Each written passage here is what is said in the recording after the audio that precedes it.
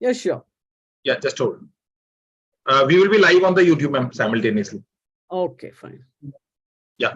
Good evening, friends. And recently I'd seen a video of this Professor Dr. V.S.Elizabeth, the Vice Chancellor of Tamil Nadu National Law University, Trichypalli.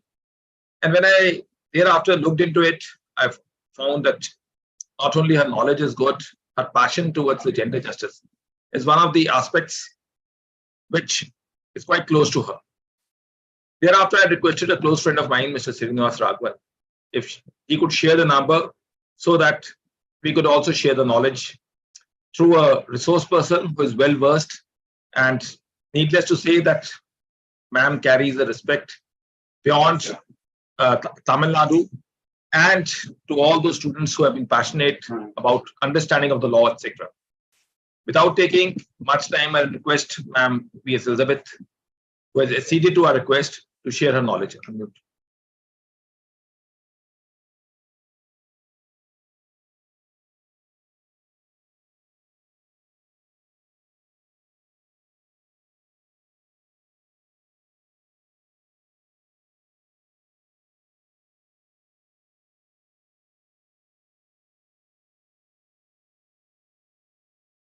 Yeah, thank you. I couldn't unmute myself. Good evening, everyone, and thank you, Mr. Chatrath, for inviting me to this program and giving me this opportunity to share some of my thoughts on this issue, which is something that I have been working on, and it's very important to me, both as a professor and as a researcher.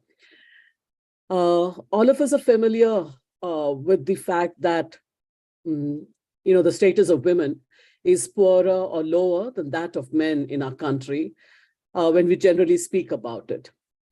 There may be, women belonging to different castes, different classes, who might be better off than, say, men belonging to the Dalit communities or other marginalized groups. But when we speak in general terms, when you look at all the statistics that are there in terms of the, Gender Development Index, we find that the condition of women, the status of women is definitely lower, be it literacy, be it, access to opportunities, be it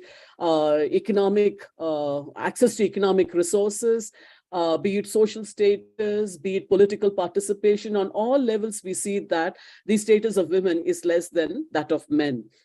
At the same time, I'm sure all of us, especially, I'm assuming that most of you who are here listening today to this talk, are lawyers, or at least associated with the law in one form or the other.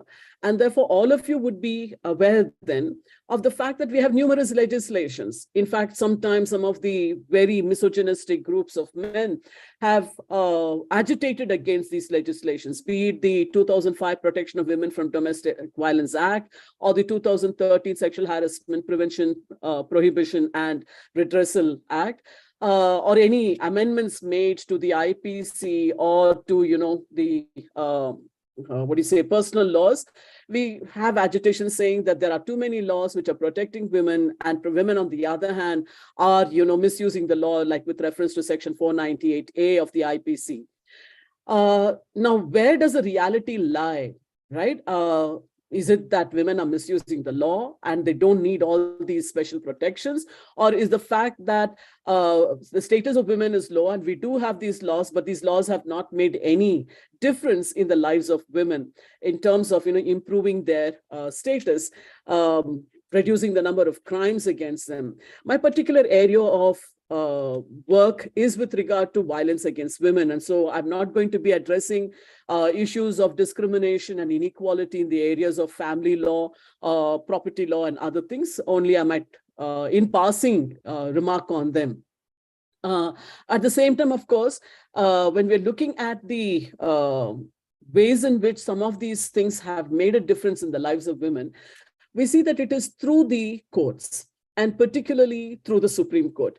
Occasionally, high courts of different states have also interpreted the law in such a manner that it has been to the advantage of women. So today, the reason I've even thought about a topic like this is all of you are lawyers.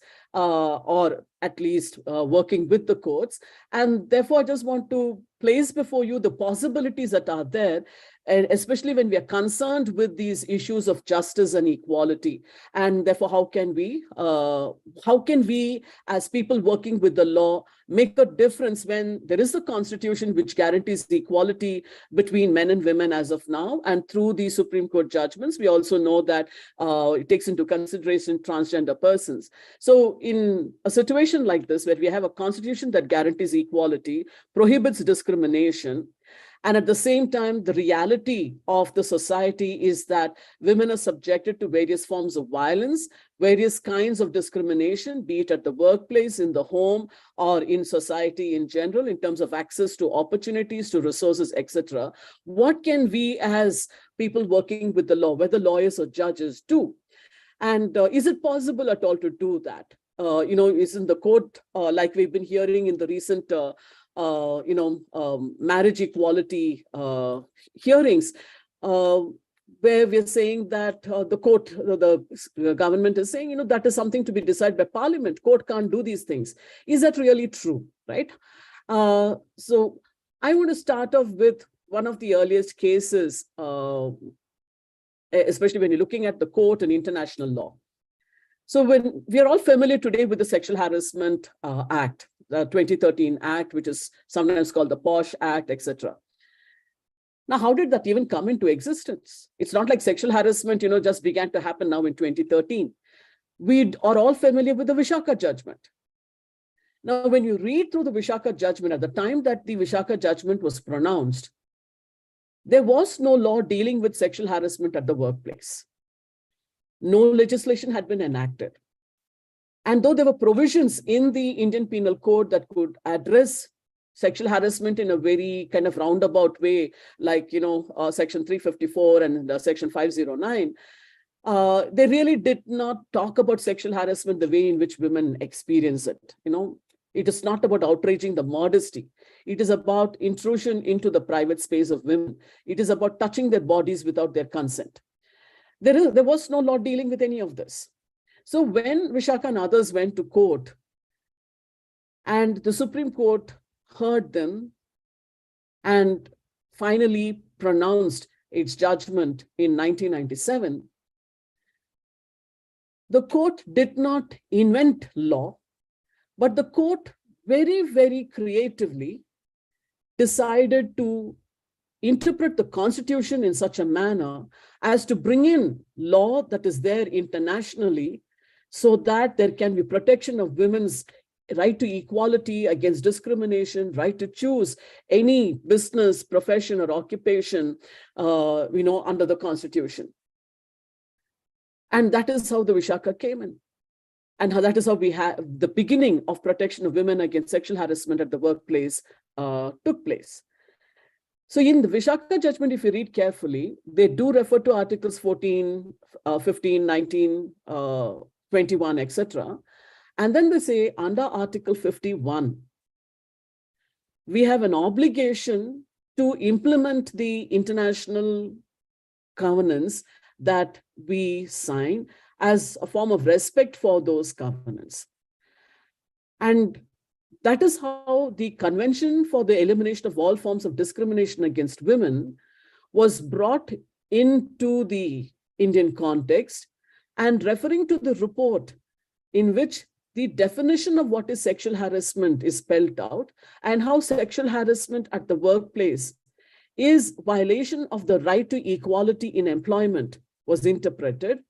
And through that process, we had that detailed judgment, which provided not only did it accept the fact that sexual harassment in the workplace is a violation of human rights. That is, for the first time, the recognition and acknowledgement that sexual harassment at the workplace is a human rights violation. But from there, they went on to actually provide us the entire scheme by which this particular form of violation of women's human rights could be addressed. They talked about the setting up of the Internal Complaints Committee, the responsibility of the employer, and a whole range of things. Now, that is one very good example of the lawyers who are representing Vishaka and other organizations, and the judges of the Supreme Court in promoting gender justice.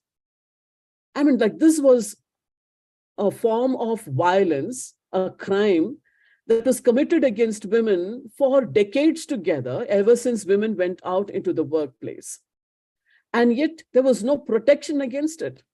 And women were forced either to leave their jobs or to find another job or to just tolerate this violence, despite the kind of harm it was causing. But with Vishaka, you have the turning point.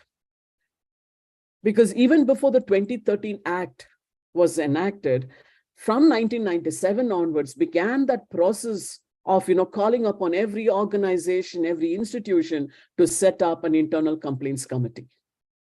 It is in the wake of that judgment that sexual harassment policies were drafted. And the result of it is to be seen in the NCRB data in terms of how many cases of sexual harassment have been registered, and how many of them came up into the courts, how many of them have ended up in conviction, and the rest of it. And so while we have a number of other cases of violence against women, crimes against women, where we see that the number of acquittals is high as compared to conviction, we find that in the sexual harassment cases, even before the 2013 Act, we had high rates of conviction. And for most of us women who are working outside our homes, it has been a major source of encouragement for us. It has been the means by which we are able to work with dignity, knowing that if we experience sexual harassment at the workplace, we have a redressal mechanism. It isn't something we have to put up with, that we don't have to imagine that there is no alternative or that there is no remedy for this. So that is the first time that you see the Supreme Court actually intervene and ensure that there is gender justice, and it has gone a long way. And of course, in a context where this form of violence has been going on for so long, it obviously is going to take a long time before we can see the effectiveness of this. But the very fact that the Vishaka came out as wife today, we even have cases against organizations, against institutions which do not have an IC or do not implement it properly. Of course, it's not like it was a perfect judgment and there were no problems with it. The problems that were there to a certain extent have been remedied through the 2013 Act. But for me, that is a very good intervention by the Supreme Court in the cause of advancing gender justice. Another similar case, if you have to take up with regard to gender justice, is the Geeta Hariharan case. Again, we have the Constitution guaranteeing equality and non-discrimination. And yet we know that in the practice of guardianship, the father is to be considered as a natural guardian under the Hindu Guardianship and Wards Act. Consequence of that is that no woman can go and get a child admitted in a school, open a bank account, without the authorities in these institutions telling the woman, no, we need the father's, signature, we need the father's approval, we need the father's consent. As you know, the Geeta Hariharan case was about that. The mother wanted to, create a deposit in the name of her child at a point in time when there was already a dispute going on between her and her husband in the court. And the bank manager said, you have to go and get his consent and come. So she then went to court, filed this petition, challenging this provision and saying that, under the Constitution, Articles 14 and 15, this should not be happening at all. Once again, the Supreme Court invoked the CEDAW, the Convention for Elimination of All Forms of Discrimination Against Women, and using that, while they did not declare that section under the Hindu Guardianship and Wards Act as unconstitutional, they did state that very clearly that this provides for, that the natural guardian can be the mother too, so long as the father does not have any objection to it. So while that isn't the best solution that one is looking for, at least it opened up the possibility that women too, the mothers too, can be guardians. And of course, that we have a law like that is another problem, where the mother, everybody knows who their mother is, and one knows who the father is because the mother says so. right? But despite that, the law itself, makes the father the natural guardian, and the mother can only be the natural guardian if the father passes away, or, in other circumstances, the father doesn't exist. Now, for me, these two are good examples from the Supreme Court in terms of advocating for women, advocating for justice for women. Before I go to the more recent cases from the Supreme Court, I want to just refer to a decision from the High Court of Andhra Pradesh.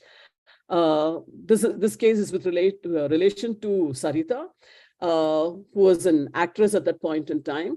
And her husband had filed for restitution of conjugal rights.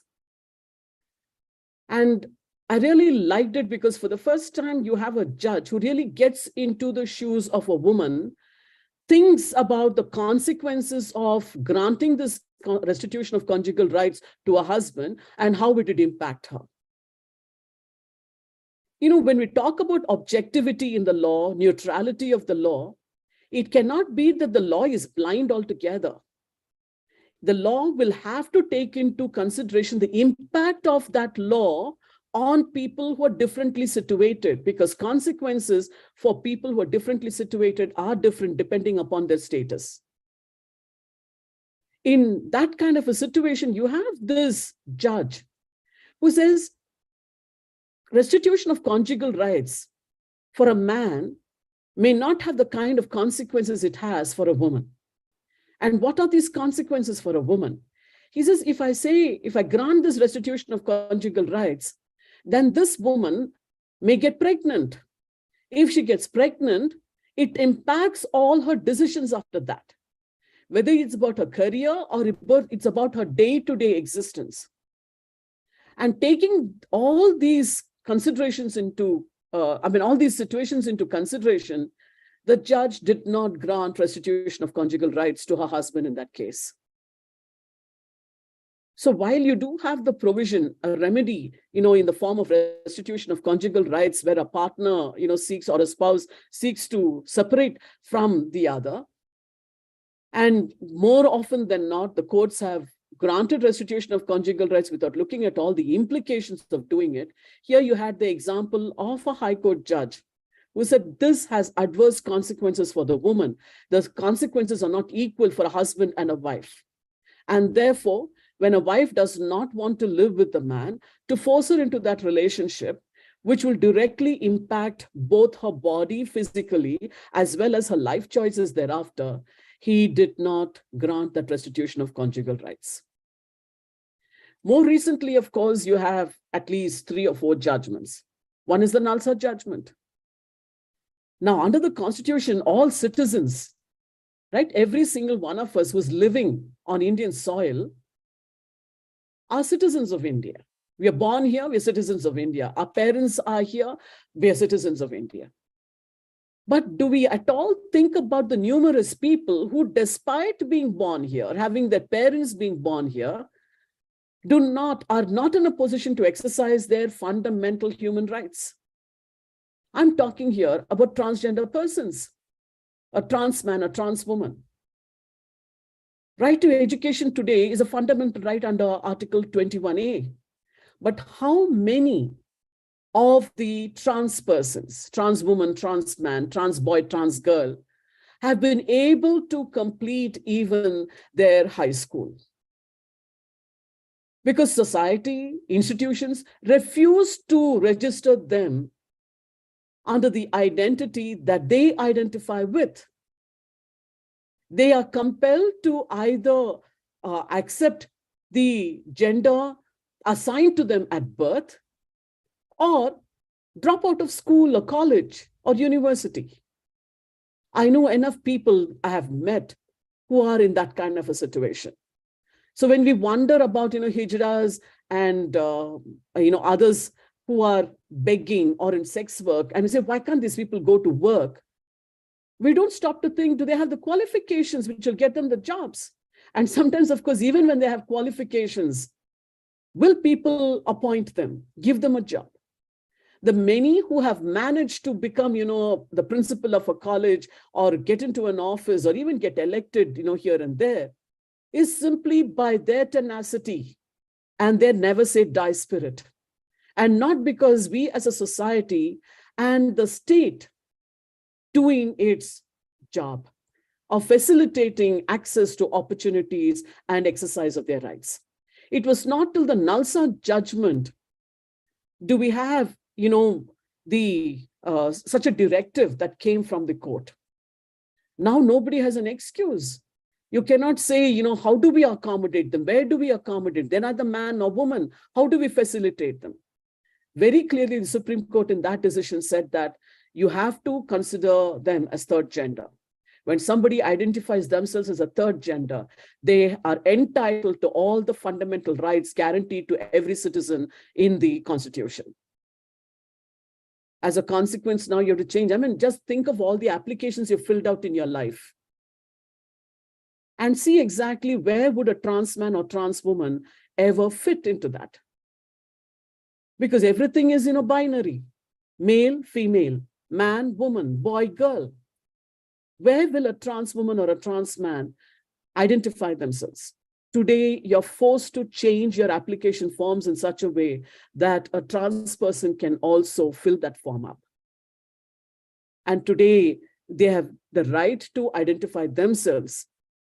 It cannot be that somebody else will say whether they are male, female, or trans person, trans woman, or trans man. And it is through the Nalsa judgment that finally trans men and trans women can begin to access their fundamental rights, their fundamental human rights, the right to equality, the right against discrimination, the right to education, and,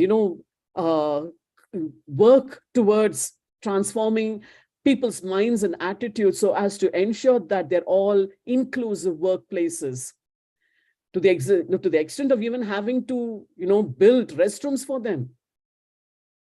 And today, one of the biggest things is about prisons and the kind of violence that is perpetrated on trans persons because they will not be put into the prison for the gender that they identify with. So to me, that is the third example of gender justice through the courts. The fourth, of course, is decriminalization of consensual sex between homosexuals. 377 is a colonial law, an outmoded thing. The purpose behind it is extremely problematic. But the consequence of Section 377 of the IPC for decades together has been the criminalization of sexual relations between consenting adults. It's not as if we're talking about the context where a child is sexually assaulted or even an adult is forced to having sex with somebody of the same sex. That is obviously still a crime. And this is the irony of it, right? On the one hand, the state would not enact laws to protect women against domestic violence on the grounds that it cannot enter the private space.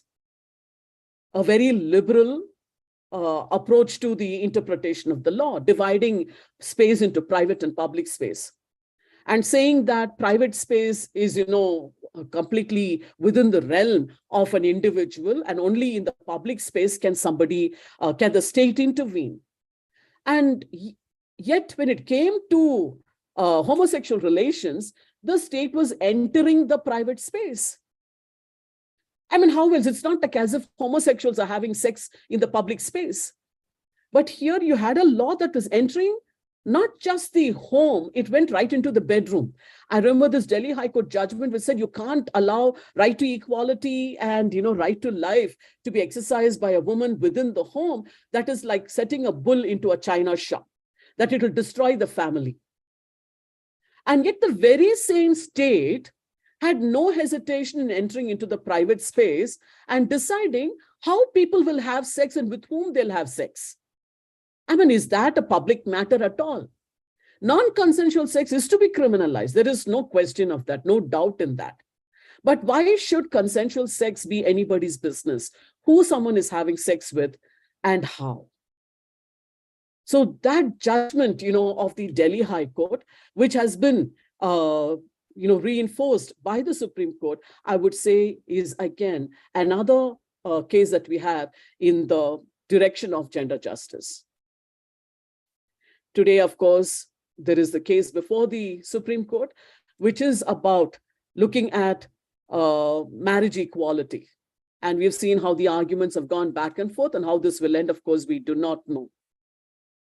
But if the very arguments, the points that are being made by the judges in the court are extremely important, because through that, they're exploding so many myths, questioning so many stereotypes, and educating all of us who are listening or reading the discussion that is going on in the Supreme Court. I mean, the point that Chief Justice Chandrachud said, gender is not simply about genitals. It's much more than that, much more complicated than that, is such a superb point. Because everything lies on that. Almost all the violence against women and trans persons is about non-conforming to gender stereotypes. And Chief Justice Chandrachud, with that one sentence, exploded the entire stereotype. You know, today you're seeing me here. I'm in a sari, all right. My voice is different. My hairstyle is different. They don't conform to the gender stereotype. Does that make me any less of a woman? I identify as a woman. But just because I don't conform to the gender expectations, does that make me any less a woman? And I'm sure there are millions of people like that in different ways. Because, you know, since this sex, gender are all social constructs, there can be no perfect male or female, no perfect man or woman. Many of us may be comfortable with the sex assigned to us at birth, but there are many of us equally who are not. We do not want, you know, in fact, a lot of this discriminatory practices that we see in our society and the injustice perpetrated, particularly the violence that is perpetrated on a daily basis on people who do not conform to these gender stereotypes, could be completely done away with if we didn't have these binaries and these gender expectations. For a lot of trans women, it is a desire to wear female attire. They're not comfortable wearing pants and shirts. They want to dress in saris. For them, they want to be doing those things that have been identified as feminine and not to be done by a boy or a man. Allowed to cook, allowed to dance, allowed to do rangoli. If these, boxes were not created and people could dress in the clothes that they want, after all, it's just a cloth. And this cloth has been evolving, right? So many different ways, even the hairstyles for that matter. And yet every society, every culture starts creating these boxes and expects people to conform and fit into those boxes. And if they don't, and they feel threatened, what they do is necessarily to force them into that. And one way to force them into it, as one of you have put down, is to perpetrate violence on people who don't fit into it. As Ms. Minnie Matthew put it, right? A lot of violence against men who are seen as feminine. Why is that? Because you have a theory, an abstract theory, that a man, if you're a man, you have, a penis, you must function like this. You have to behave like this. You have to be aggressive. You have to be confident. You have to be playing football or cricket, be outside the house. You should be having a deep voice. You should have short hair, all kinds of things which are expected once you have identified, once you've been assigned the male gender. And similarly, of course, for women, right? If you have been identified as a woman or a girl, then you're expected to wear dresses, skirts, saris, have long hair, be petite, have a high-pitched voice, be submissive, be patient, be tolerant, a whole bunch of things. And when you don't conform to these things, then you have the violence perpetrated as a method to force conformity. When you look at sexual harassment against women, it is simply plainly just that. Because women are supposed to be in their homes, taking care of, all the domestic matters, cooking, cleaning, washing, taking care of babies or baby brothers and sisters, helping their mothers. And when they go out, they should be with a male they're related to, a father, a husband, a brother. If they're not, if they're on their own, whether as a single woman, as a group of women, going about their daily routine, going to a shop to buy vegetables, going to the bank to draw some money, going to school, going to work, you experience sexual harassment. It's not like sexual harassment happens only, in the darkness, or when women are wearing the so-called non-conforming clothes, exposing their bodies. I don't know if there is even one woman who is listening to me today who can say that she has never experienced sexual harassment. I can tell you from my personal experience that, I have never worn sleeveless clothes and walked out. I have never worn a short frock as an adult woman, or actually from the time I was about 12 years old. And yet I can tell you, and I remember every single incident of sexual harassment that I've been subjected to right up to my 50th year. So it is not about what women wear or don't wear. It is about forcing women to conform to these harassers' idea of, gender. To them, every woman who is outside her home without a male accompanying her who she is related to, she is violating the gender norms. And therefore, she's got to be taught a lesson. And that is what sexual harassment is about. Domestic violence, similarly, if a wife is thought of as not conforming to her role as a wife and mother, then the husband believes he has the right to beat her into submission and conforming to the gender role that she has been assigned. In the world like this, what we need, therefore, is the intervention of lawyers and judges to interpret the Constitution, to interpret international covenants on human rights, such that gender justice is, advocated, gender justice is guaranteed, that gender justice becomes a reality, that those of us who are not men and dominant men exercising authority and power in this patriarchal society are able to access our fundamental human rights. That the laws that are there to protect us will really protect us and not just remain on paper. I mean, we just had the elections in Karnataka. How many women stood for, the elections? How many of them got elected? On the other hand, look at what has happened in the panchayat level, especially in South India. There was not even a single woman on the any of these panchayats or the corporations and other local bodies. But because of the 73rd and the 74th amendments providing for 35% reservation, today in South India, I know for a fact in Karnataka, 50% or more are elected to these local bodies. Not by reservation. It has resulted in changing the attitude of people when, women, 35% women appeared in the panchayats and they worked. Over time, people have begun to accept the fact that this gender barrier has been broken and that it isn't harmed society, that is actually done good.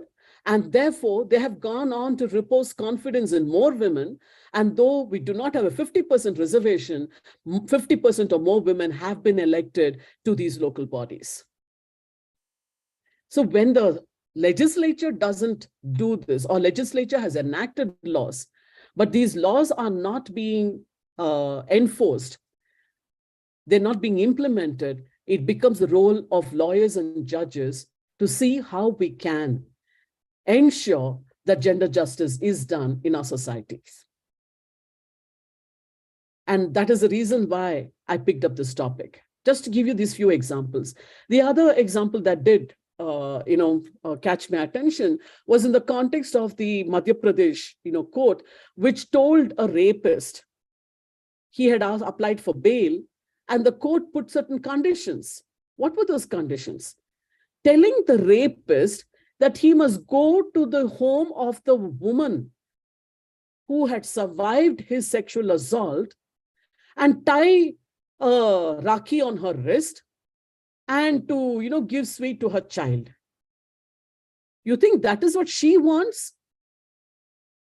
I mean, isn't that horrifying that you got to be seeing this guy who has put you through so much of trauma and which is probably just coming out of, and to see this guy all over again?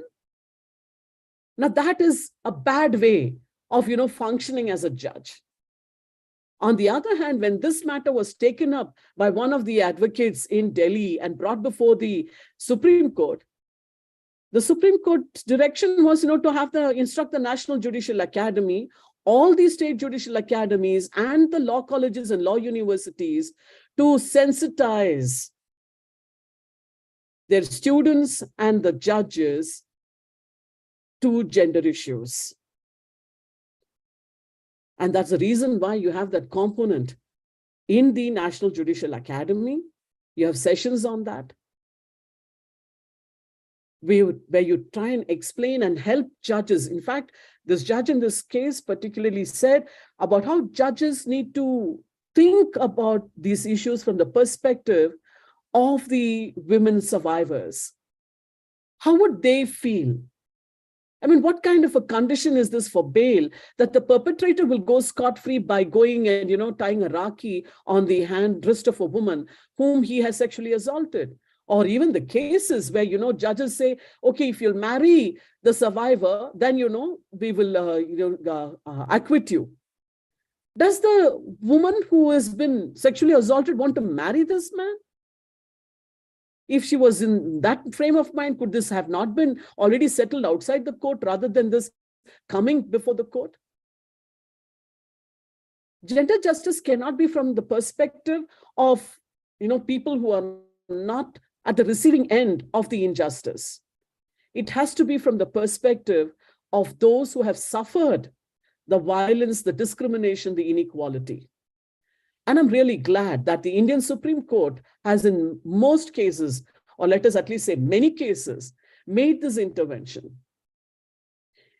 And there are lawyers who have been able to interpret the law in such a manner as to provide justice. Because not all the time that a decision comes out, it automatically results in solving the problem, like the Nalsa judgment. Well, the Nalsa judgment has contributed to the idea that, the government has a responsibility to ensure that trans women and trans men will be considered as third gender and therefore be able to access all their opportunities and rights. The reality is that many of them are still trying to get access to just basic school education because they've been registered under one identity in one name.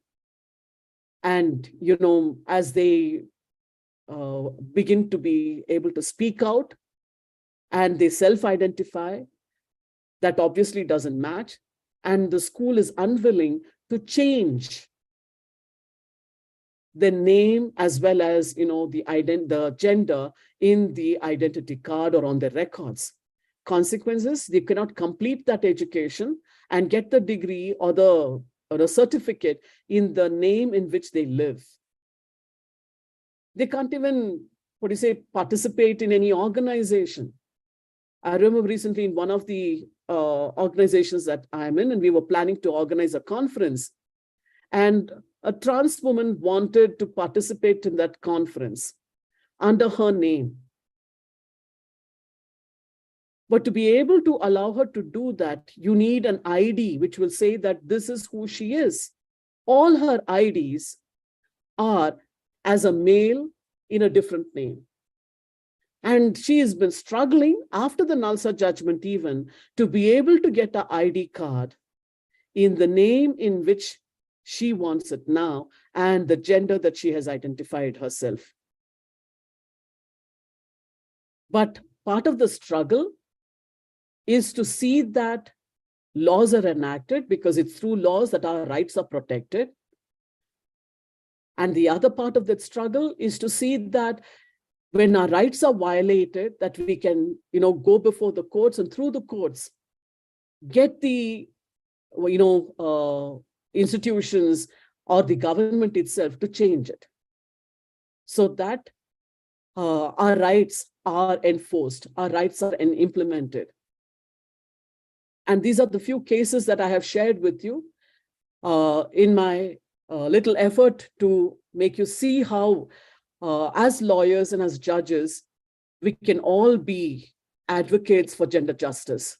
We can use the positions that we are in and the profession that we are practicing, the skills that we have acquired in order to advance gender justice. If we can do that, then we all become part of a profession, part of the society that is at least beginning that process of change in our society.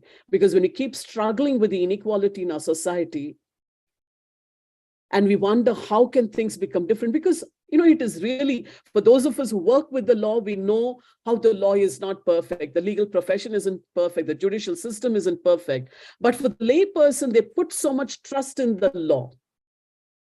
They believe that if a law has been enacted, if the Supreme Court says this, that will mean, reality, that will mean change.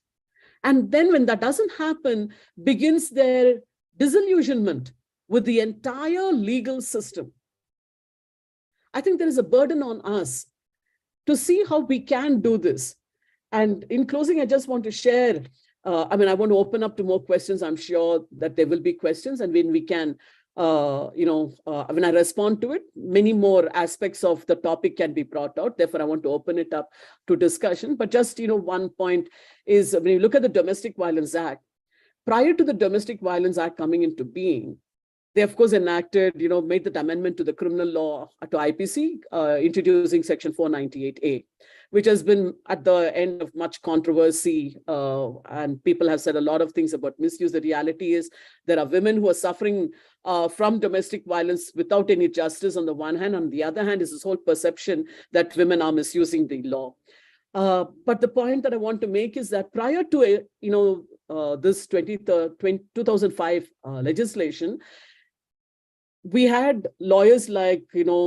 Indira Jaising of Lawyers Collective and a senior advocate practicing in the Supreme Court, and Ms. Flavia Agnes, who created Majlis, an organization in Mumbai, and a lawyer advocate there, who both very creatively use the CPC provisions in order to provide the remedies that women want. Oftentimes a lot of people think that women are, vindictive. Women, just want to see their husbands in prison behind bars.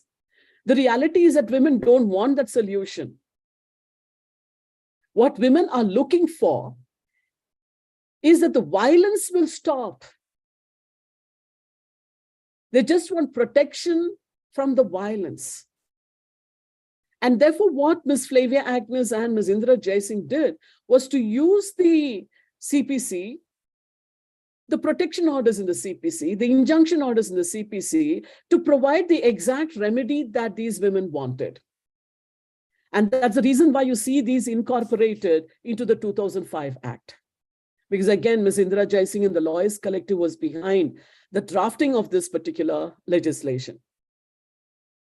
Now, these are all good examples of how the court, does advocate or promote gender justice. But there is, of course, the talaq case, on the other hand, which is problematic at one level. The women, of course, don't want triple talaq at one sitting to be permissible. But what they don't want is a criminalization of the pronouncement of the talaq and landing all their husbands in jail, because that doesn't give the women anything at all.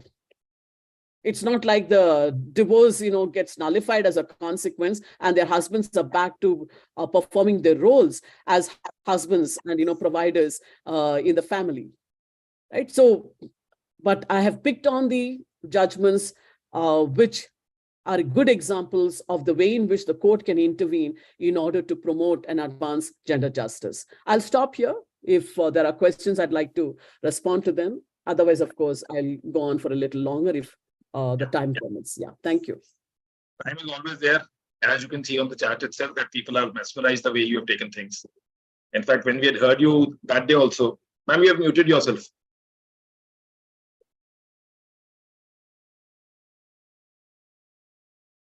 Just hold on. Yeah. No, I just said thank you. That is all. No. But I thought that you should know. Thank you. So the legal journey, the beads you have actually woven in with the thread of your knowledge. That's quite fascinating. And I've also seen, like, once we discuss about POSH, etc., I've seen that the rigors of that committee, since we are in the practicing side, we have seen that sometimes the committee constituted is there, but it does not touch. People are actually sensitized that that POSH committee is there. And sometimes, even though that the person is being indicted because of the sexual harassment at workplace, etc., we find just because there's sensitization amongst the people that what the committee should be constituted, though it is a mandate that there should be a social worker, there should be a lawyer, and that too on the lady lawyer. I've seen large number of places they do not even know this sensitization, and people participated, and then ultimately that person, though indicted by the inquiry, but ultimately he's let off because of the technicalities.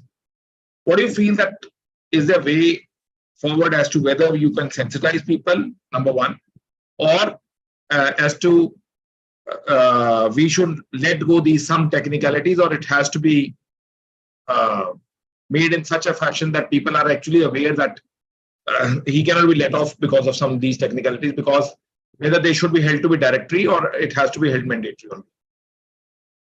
See, the thing is, there was a lot of things that were not said in the Vishaka judgment, which resulted in, these loopholes being available and people conforming to the law, the word of the law, rather than to the spirit of the law. So when the Supreme Court said, there should be an external member, people complied with it by, appointing a female doctor or, somebody else who knows nothing about sexual harassment or about the Vishaka judgment. So the 2013 Act actually, thought, okay, let us spell out who exactly should be there. And they very clearly, like you said, the external member should be somebody who is working on women's issues or particularly on sexual harassment, or at least, somebody who understands the law, etc. But when but the problem is in the implementation, like you said, right? They put in members. So you can they will say 50% women and, the chief or the chairperson will be also woman. But if none of them understand what is sexual harassment, then you do not have justice done. Now, this is not something that the law can do, excepting if somebody goes to court and says, look, this is what the 2013 Act says about the members. And this committee has been constituted completely in violation of that these members do not even know what is sexual harassment, that they're not sensitized to issues of sexual harassment, and therefore, as a consequence, they are letting go. Now, another problem, of course, is in these members also not understanding what their power really is. And so many of them act like as if they are a criminal court, where you have to prove beyond reasonable doubt. Whereas it is just a civil proceeding, a disciplinary matter. And where if the preponderance of doubt is in favor of the complainant, then you're supposed to find the person guilty. And yet, because these are all cases, right, when you talk about sexual harassment or any other crime against women, it doesn't happen in a public place 99.9% of the time. It happens in the private space. So if you're looking for the kind of proof that, the criminal justice system requires, proof beyond reasonable doubt, then it is extremely problematic. On the other hand, when you're doing this as a civil proceeding, it's just like how the family courts deal with domestic violence or cruelty, and how the criminal courts deal with, provisions like 498A or 304B, etc. Right? So somebody may be granted divorce in a proceeding in the family court on the grounds of cruelty, if she is able to suitably show that there has been cruelty, that the husband has thrown her out of the marital home, or that, there has been violence perpetrated on her, or denial of, certain rights that she has. Whereas if she's got to go to the sessions court to get justice, she might end up having, more problems, because you'll have to provide evidence of that cruelty.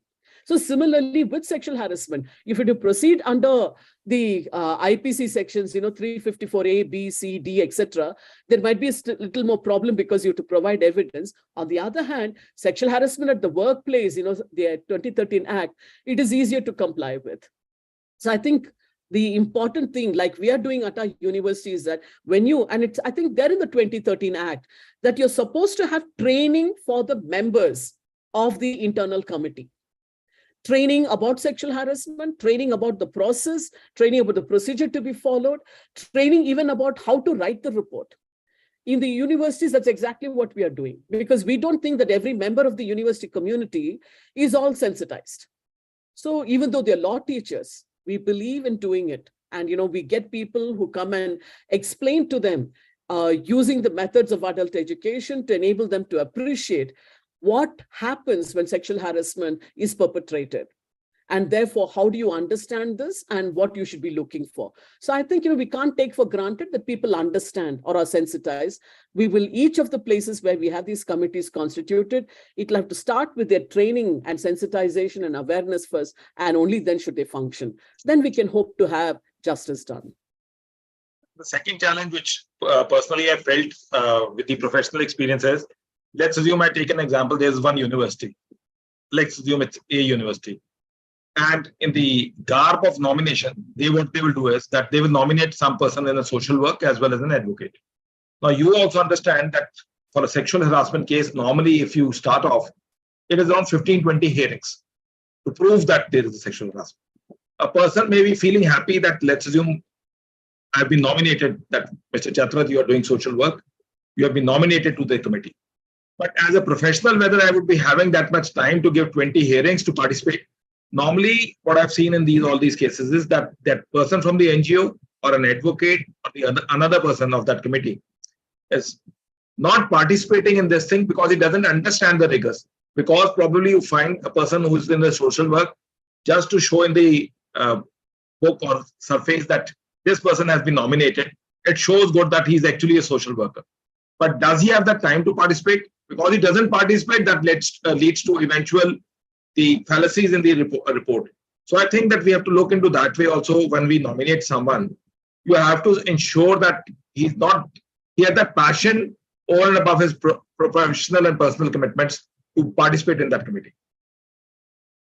Yeah, no, you're absolutely right. I think it all reflects upon the extent to which the institutions that are constituting these committees are really committed to ensuring justice. Are they complying with these provisions simply because, they don't want to be seen as violating or non-complying? Or are they really doing this because they want to ensure justice is being done? And most people don't care. Everybody thinks sexual harassment, women should learn to tolerate it. Or women should, find it complimentary when, men pass these sexual comments or, show sexual interest in them. As a consequence, there is no seriousness to this. They're just complying with it for namesake, rather than in the cause of advancing gender justice. So those are things that require, change in the attitude of society towards women, and take these offenses as serious. Because the consequences for women is preventing them, from making choices in a free manner. I mean, if I'm traveling, even now at my age, even as a vice chancellor, I have to be concerned about, who I'm engaging with. Do I want to shake hands with him? If I'm traveling, it's like, who is going to be sitting next to me? Will that person keep his hands and legs to himself? These are all things that I have to worry about. So I have to also choose where I'm going, what are the things that I prefer to do, not do, all these. And if they're young women, it's even deciding which institution you want to study in, which profession or job you want to take. And parents are concerned. So they'll say, go to a women's college. It may not be the best college for the things that I want to study in, but you'll be told to do it. So under society realizes the grave consequences for girls and women because of the prevalence of sexual harassment, they will not take even these legislations seriously. And that is where I think when the court reprimands judges and instructs the judicial academies and law colleges and law universities to ensure that their students and these judges are sensitized, that is a message being sent out that the Supreme Court is taking this seriously. It doesn't think that, it is just something to be ignored or, dealt lightly. Many Matthews have sent a personal message. It is The lecture was very clear and a reminder to all the lawyers. Thank you. Then we have a Monica Jalota on the YouTube. She's also a trained mediator. She's also a Deputy Advocate General Punjab. She writes detailed thoughts, and thank you, ma'am, for sharing all the knowledge. Ma'am, thank you for sharing your insights. We are actually delighted to have a different flip of the mindsets to understand the nitty-gritties of law in a deeper version. And tomorrow, friends, we will connect at 6 p.m. to understand the professional branding through a storytelling by Hina Srivastava. So do stay connected with us at 6 p.m. And ma'am, once again, on behalf of all those participants who have watched us live on the Zoom and YouTube, and subsequently who will watch, that we are thankful to you. And I can say with assurance that I'm seeing it's one of the rare instances that the participants on the Zoom as well as on the YouTube continue to remain stagnant. It means they didn't just come and go, but they kept on hearing because it was insightful session. Thank you, ma'am. Thank you. Thank you very much.